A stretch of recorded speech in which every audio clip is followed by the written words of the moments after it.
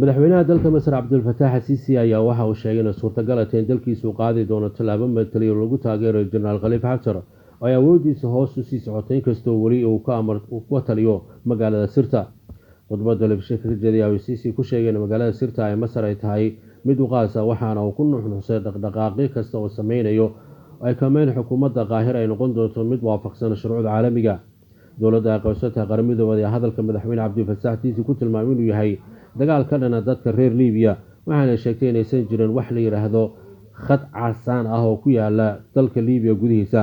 ciidamada dowladda ee Turkiga ayaa baaritaanada ku sii wari waxay wadaan dagaalo waxay ku sii siqay magaalada Sirta iyagoo horeyna ula wareegay magaalooyin muhiim u ahaa generaalka oo laga saaray qaybo ka mid ah gudaha dalka Liibiya. xukuumadda dalkaasi Turkiga ayaa tiri waa in Generaal Haftar uu isaga baxo magaalada Sirta haddii la doonayo in la helo xabad joojin waarta. marsii horeysay dalalka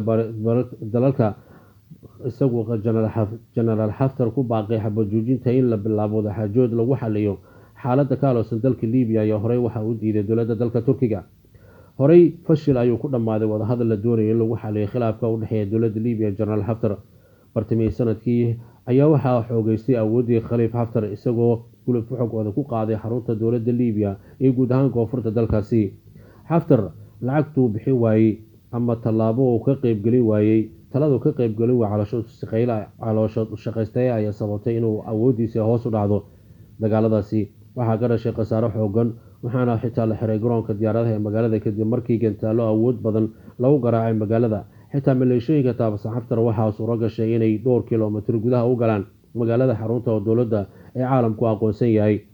Generaal Khalifa Haftar oo qayb ka ahaa siyaasadda dalka Liibiya muddo ka badan 40 sano ayaa waxa uu noqday nin ay warbaahinta caalamku u hadalhayntiisa bilihii lasoo dhaafay. Haftar waxa uu ka mid ahaa koox saraakiil oo hogaaminayay duulaankii Korneyl Muammar al-Gaddafi awoodda kaga qaaday boqor Idriis sanadii 1969.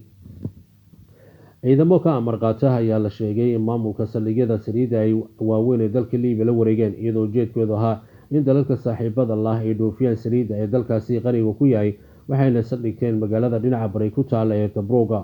hogaamiyihii hore ee dalka Liibiya Muammar al-Gaddafi ayaa Haftar u dallacsiiyey garaadada ciidanka ugu sarreysa waxaana taliye ka ah ciidamada dalka Liibiya ka qayb qaatay dagaalkii dalka Chad ay ku galeen sanadii 1980. Haftar waxa uu amar ku siiyey ciidamadiisu inay gulub ku qaadaan magaalada kadib markii ay bilowday kacdoonkii looga soo horjeestay Gaddafi sanadii 1921. Haftar waxa uu ku laabtay Liibiya halkaasi uu ku noqday taliye muhiim ah oo ka mid ah xogaga mucaaradka ee kacdoonka ka waday dhanka bariga dalka. markii ay dhacday dowladii Gaddafi, Generaal Haftar waxa uu ku soo muuqan shaashadaha oo bishii Febraayo sanadii 2014 markaas uu qorshihiisu ku sheegay warbaahinta si qaranka u badbaadiyo. waxaana ugu baaqay dadka Liibiya inay ka soo horjeestaan baarlamaanka la doortay Koongareeska Guud ee Qaranka kaasoo weli aysan muddadoodu dhammaan. hadalkiisa ayaa ku soo aaday xilli markaas magaalada labaad ee ugu weyn Liibiya ee Benghazi magaalooyin kale oo ku yaala bariga ay sameeyeen la wareegeen kooxda al-Qaacidada xiriirka la leh Ansaar al-Shariica. waxaana soo baxay kooxo kale Islaamiyiin ah kuwaas oo sameeyay dilal qorshaysan qaraxyo lagu bartilmaamay militariga iyo booliska shaqaale kale oo dowladeed. wixii ka horeeyay caanimada Generaal Khalifa Haftar ee dhaafsiisanay dalka Liibiya haatan waxa xiriir hoose kala dhaxayn jiray Gaddafi iyo Mareykanka balse hadda ciidamadiisu waxay ku sii siqeen caasimadda waxaana dib looga saaray kadib markii ciidamada dalka Turkiga ayuu garab siinay ka saaray qaybo ka mid ah gudaha dalka Liibiya. bishii May sanadii 2014 wuxuu Haftar bilaabay howlgal ugu magacdaray mabaadi'da sharciga ah looga soo horjeeday kooxaha Islaamiyiinta ee fadhigoodu ahaa Benghazi iyo weliba barigeeda.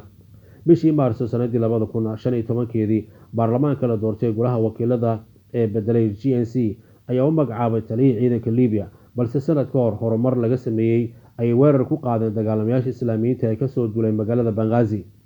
arrintan ayaa waxay soo baxaysaa kadib markii dowladda dalka Turkigu ay diiday inay aqoonsato generaalka islamarkaana waxay gacan siisay dowladda la aqoonsay ee qaramada midoobay taa oo keentay in badan magaalooyinka ugu waaweyn ee dalka Liibiya oo horey gacanta ugu hayn jiray generaalka ay la wareegaan kooxo iyagoo taageera dowladda islamarkaana dowladda dalka Turkigu ay ku gacan siisay in dagaalyahanada taageera dowladda iyo weliba ciidanka dowladdu ay dhinaca hawada ay ka taageeraan taa oo suurta gashay magaalooyin badan la qabsado.